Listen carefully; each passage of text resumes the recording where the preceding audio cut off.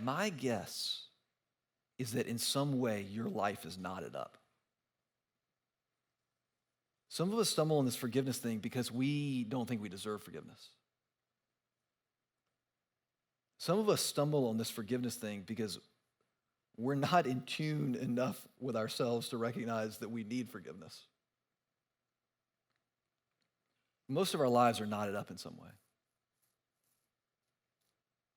And what Peter found out that day was that not only was God's grace greater than his greatest regret, but that his life didn't have to be defined by his regrets. But that his life could be defined more by God's goodness than by the mistakes that he had made.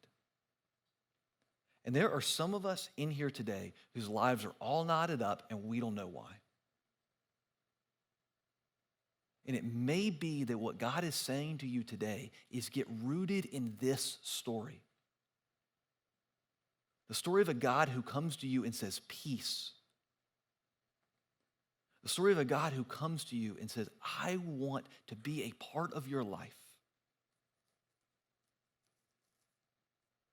And put your life back together. What does it look like to be men and women and teenagers and kids whose lives are rooted in that story? Because there are so many other stories that the world wants you to buy into. There's so many voices in our heads that want us to believe that we are and we should be defined by that mistake, the big one or the most recent one.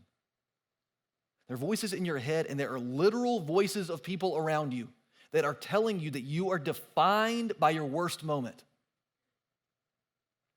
And what this voice is whispering to you, if you will quiet and you will hear it, this voice is whispering to you